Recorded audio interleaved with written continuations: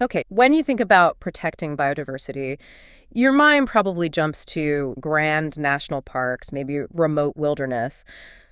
But what happens when industry, say a huge mining operation, needs to operate smack dab in the middle of these incredibly rich, often quite remote natural spaces? It's a fascinating and increasingly critical intersection, isn't it? Today we're taking a deep dive into how these large-scale industries are facing, well, intense scrutiny over their environmental footprints and the surprisingly sophisticated frameworks they're now adopting to manage their impacts. Yeah, and that scrutiny isn't just about general environmental awareness, though. That's certainly part of it. It's often because these industries have to operate in some of the world's most environmentally sensitive areas, places with really high biodiversity value. So there's immense pressure from civil society, definitely, but maybe even more powerfully from shareholders and, crucially, financial institutions. And that pressure is really forcing companies to adhere to very specific, quite exacting standards. And that's our mission for this Deep Dive, isn't it? To explore exactly how these influential financial institutions are driving this, well, this monumental shift, and what critical habitat truly means on the ground. Plus, the strategic, really comprehensive steps companies are now taking through something called a biodiversity action plan to genuinely manage their environmental impact.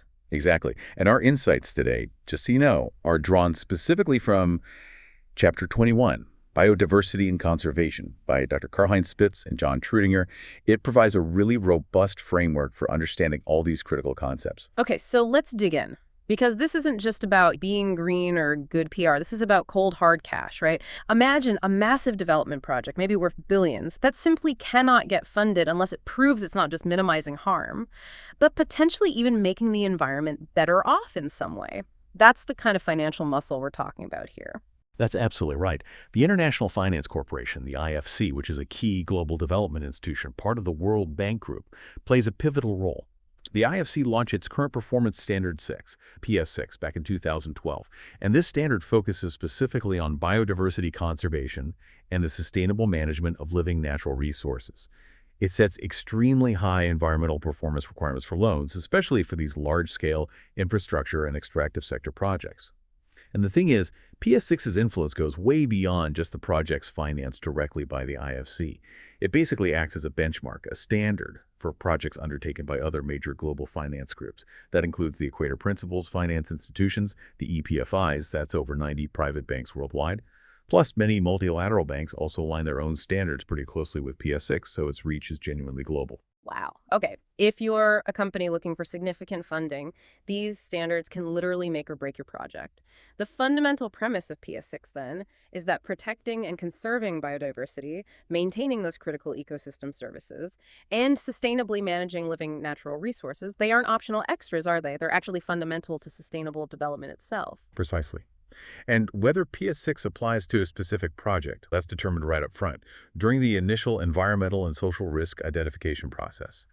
It gets triggered if a project is located in what they call modified, natural, or critical habitats, or if it potentially impacts or even depends on ecosystem services, things like clean water provision or pollination from insects, or if it involves the production of living natural resources, think agriculture, animal husbandry, fisheries, forestry, that sort of thing.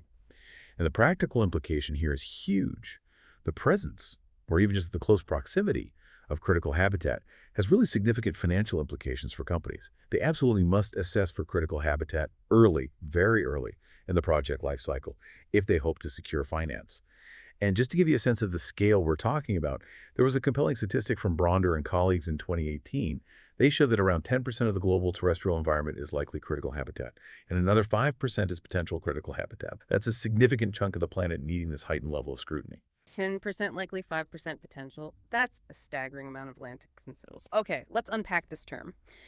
If the presence of critical habitat is so vital for projects funding and its operational green light, what exactly is critical habitat? It sounds like it must be more than just a really nice patch of forest. It definitely is.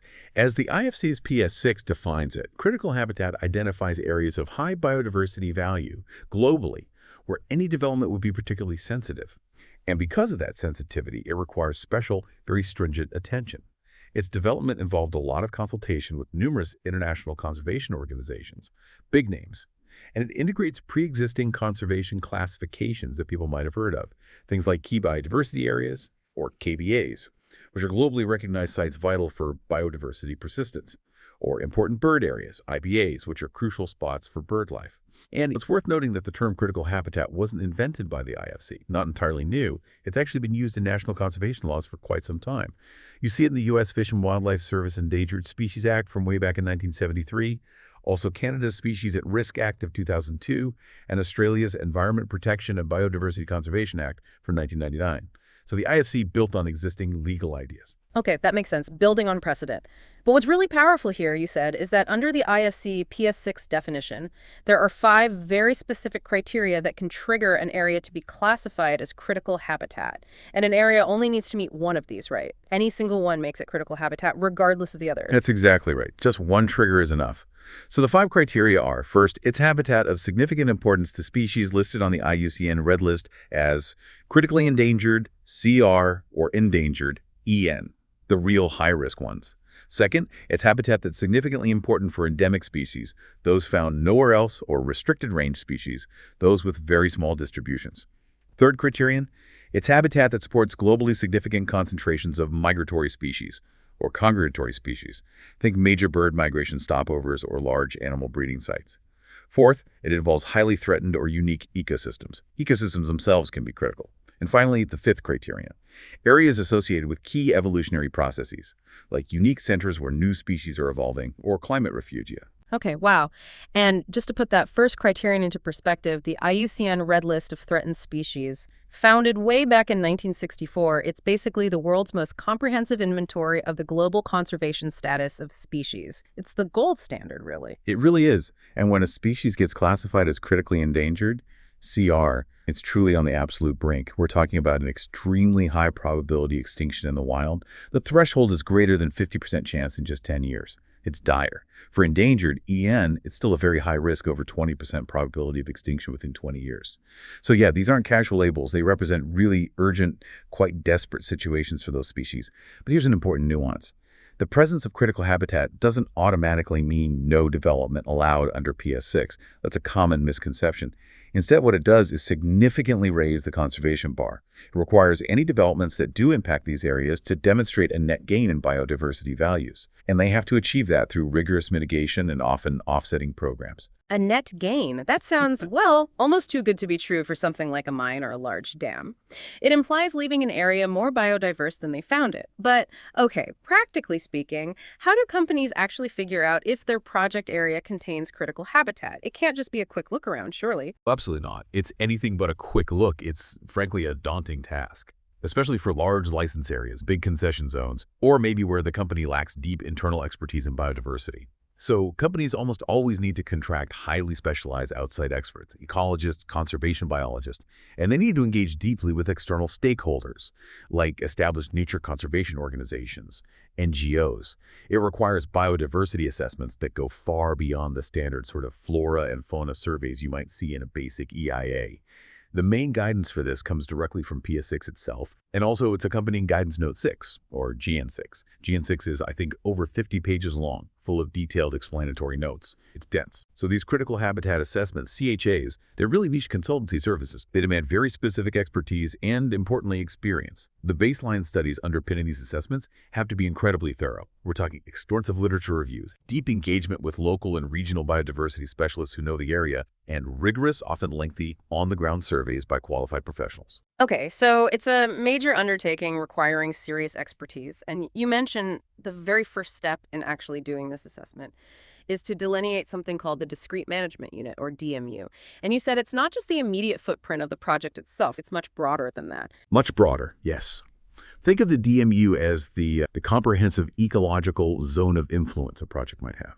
It's the spatial unit you use for the analysis. It needs to be a sensible boundary, either ecological or sometimes political, that defines the area you're considering. And crucially, it has to include not just the direct project footprint where the buildings or pits are, but also the area of potential indirect or secondary impacts. Things like changes in water flow downstream, or noise disturbance extending beyond the site fence. And it must consider the wider landscape or seascape where the project is located. Context is key. So examples of DMU boundaries could be an entire important bird area if the project falls within it, or maybe a whole intact forest patch that the project might fragment, or even the known migratory range of a particular species that could be affected. The best initial approach is usually a desktop assessment, using geographic information systems, GIS mapping, looking at satellite imagery, existing data, combined with really deep consultation with regional biodiversity specialists who know the species and ecosystems involved. Define the sphere of influence first. So once that discrete management unit is meticulously defined, and the team has compiled a list of candidate biodiversity featured species, ecosystems, and checked them against those 5 critical habitat criteria, what happens next? This is where the Biodiversity Action Plan, or BAP, comes in, I gather. Yes, exactly. The BAP is an absolutely essential part of a project's overall risk management system, particularly if that initial assessment shows the site contains biodiversity values that could potentially be classified as critical habitat. The reputational risk for companies if they don't proactively address this is just immense these days. Nobody wants to be the company known for wiping out an endangered species habitat. And the long-term benefits of acting early and properly are undeniable. Investing upfront in high-quality, landscape-level biodiversity assessments, engaging early and transparently with conservation NGOs, holding workshops to understand the issues early in the project lifecycle. That isn't just about ticking boxes for compliance. It's actually key to a project's long-term sustainability and, frankly, earning its social license to operate from communities and the wider public. So now many international mining companies, and certainly the lenders like the IFC, explicitly require these BAPs to ensure compliance and demonstrate genuine commitment. Okay, so the BAP is the roadmap for managing these risks. And you mentioned its commitment is fundamentally designed around something called the mitigation hierarchy. This sounds really important. It's where the strategy becomes, as you said, truly sequential and deliberate, a step-by-step approach aiming for the absolute lowest possible residual impact, ideally aiming for no net loss or maybe even that net gain for biodiversity. That's the core principle, precisely. And the steps are always applied sequentially. You have to try the first before moving to the second, and so on. The first, and usually the most impactful step, is avoidance. These are measures taken to prevent biodiversity impacts from happening in the first place, right from the outset. Think of it simply as choosing not to cause the damage. This might mean selecting alternative locations for the project entirely, or careful spatial placement of infrastructure within the chosen site, like making sure roads, power stations, waste dumps are situated outside of known rare or sensitive habitats. This is almost always the easiest, the cheapest, and certainly the most effective method, which really underscores why biodiversity has to be considered in the very early project design stages, before concrete is poured. Avoidance first. Makes sense. But what if you simply can't avoid all impacts? Right, sometimes complete avoidance isn't feasible. So then you move to the second step, minimization. These are measures designed to reduce the duration, the intensity, or the extent of impacts, direct and indirect, that just couldn't be completely avoided. Examples, things like reducing noise levels or light pollution from the site, designing infrastructure lighting, for instance, to specifically avoid disturbing nocturnal wildlife, building wildlife crossings, overpasses, or underpasses across roads or pipelines, or maybe strictly restricting public access to project roads that go through forest areas to prevent secondary impacts like illegal hunting or timber removal. Okay, avoid, then minimize. What's next in the sequence? After you've minimized impacts as much as possible, you look at rehabilitation or restoration. These are measures to improve ecosystems that have been degraded or even removed after those unavoidable and unminimizable impacts have occurred. Now, there's a slight difference. Restoration typically aims to return an area to its original pre-impact ecosystem state, kind of like hitting a reset button, trying to get it back to how it was. Rehabilitation, on the other hand, might focus more on restoring basic ecological functions and VV processes, maybe not the full original species mix. For example, planting fast-growing native trees just to stabilize bare soil on a slope. And this can happen progressively during the project's operational life, or specifically at project closure. Avoid, minimize, restore, rehabilitate. What if there's still some damage left over after all? That's where the fourth step comes in, and it's often the most complex and sometimes controversial: offset. Biodiversity offsets are measures taken specifically to compensate for any significant residual adverse impacts, the impacts that remain even after you've diligently applied the first 3 steps: avoidance, minimization, and restoration. Many lenders now, definitely the IFC and the Asian Development Bank, ADB, require offsets for any significant residual impacts, especially in critical habitats. But it's a highly complex process. It really demands specialist expertise in ecology, conservation planning, and often socioeconomics too. And implementation can be quite challenging, particularly in developing countries where the regulatory mechanisms for ensuring long-term offset success might be limited. Crucially, though, the principle is that the best offsets should be designed to benefit both biodiversity and the local communities who might depend on those resources. Okay, offsets as a last resort for residual impacts. Is that the end of the hierarchy? There's one more category, often considered alongside or supporting the hierarchy: additional conservation actions. These are measures that have positive effects on biodiversity, although their specific contribution might be harder to precisely quantify compared to, say, restoring a specific hectare. But they support the overall mitigation effort. Examples could include partnering with conservation NGOs on broader species recovery programs in the region, or establishing community forestry programs that provide alternative livelihoods and reduce pressure on natural forests, maybe running environmental awareness activities that encourage wider policy changes, funding research on threatened species to better understand how to minimize impacts on them, or building the capacity of local government or communities to manage protected areas.